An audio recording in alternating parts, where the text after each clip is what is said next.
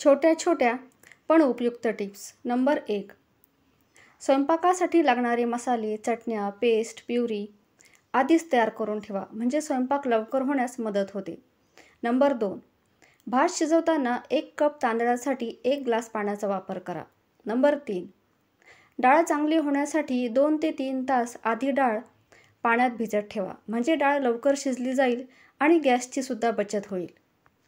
Number 4. स्वयंपाक करायला सुरुवात करण्यापूर्वी एका भांड्यात पाणी गरम करून ठेवा. पुलाव, खिचडी, भाज्यांची ग्रेव्ही तयार करताना गरम पाणी वापरलं तर ते शिजण्यासाठी वेळ कमी लागतो. नंबर 5. जेवण करताना कधीही पोटभर न जेवता एका पोळीची भूक ठेवा, जेणेकरून ॲसिडिटीचा त्रास होणार नाही. नंबर 6.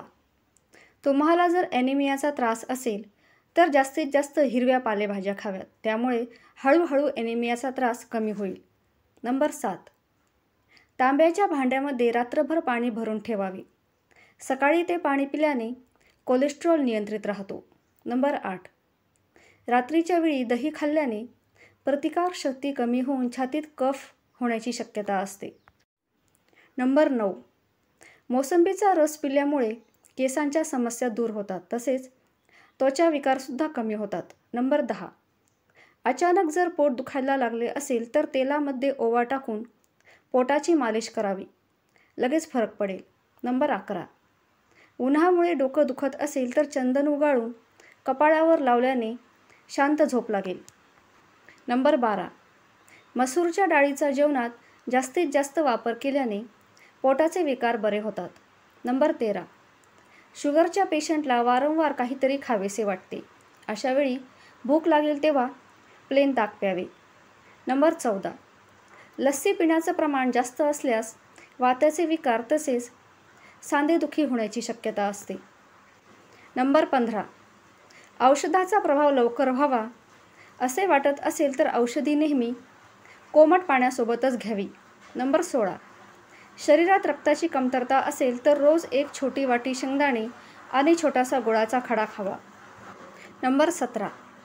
बऱ्याच जणांना चहासोबत बिस्किटे खाण्याची सवय असते, परंतु बिस्किटे ही मैद्यापासून बनवलेली असतात, त्यामुळे बिस्किटांमुळे ॲसिडिटी, वजन वाढणे, ब्लड प्रेशर असे अनेक त्रास होण्याची शक्यता असते, त्यामुळे शक्य असेल तर बिस्किटे खाऊ नये.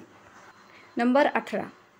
कांदा तळतेवेळी कांदा लवकर कुरकुरीत होण्यासाठी त्यात चिमूटभर साखर टाकावी, त्यामुळे कांदा लवकर कुरकुरीत होईल. नंबर 19. भेंडीची भाजी बनवताना भाजी जर चिकट होत असेल तर भाजीमध्ये 2 ते 3 थेंब लिंबाचा रस टाकावा. भाजीमध्ये लिंबाचा रस टाकताना मात्र गॅसची फ्लेम मंद ठेवावी. नंबर 20. घरी पनीर बनवायचं असेल तर दूध फुटण्यासाठी त्यात लिंबाच्या रसासोबत थोडी तुरटी टाकावी, त्यामुळे पनीर जास्त प्रमाणात तयार होईल. नंबर 21.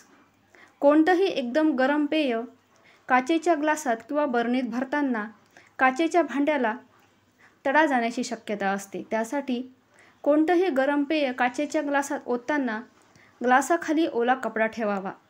नंबर 22. दूध फुटल्यावर वरती जे पाणी येतं त्याच्याने पीठ मळल्याने चपात्या नरम बनतील. नंबर 23. लाल मिरचीची पावडर तयार करायची असेल तर लाल मिरचीचा मसाला तयार करण्यापूर्वी त्यात थोडंसं मीठ टाकल्याने मसाला लवकर खराब होत नाही. नंबर 24. चपाती भरतो त्या डब्यात आल्याचा छोटा तुकडा टाकून ठेवावा, त्यामुळे चपात्या बराच वेळ नरम राहतील आणि चपात्यांना वासही मारणार नाही. नंबर 25. मिक्सरच्या भांड्याचे पाते धारदार होण्यासाठी किमान महिन्यातून एकदा त्यात मीठ टाकून फिरवावे, त्यामुळे मिक्सरच्या भांड्याचे पाते धारदार तयार होईल. व्हिडिओतील या छोट्या छोट्या टिप्स आवडल्या असतील तर व्हिडिओला लाईक करून चॅनलला सबस्क्राईब करा. धन्यवाद.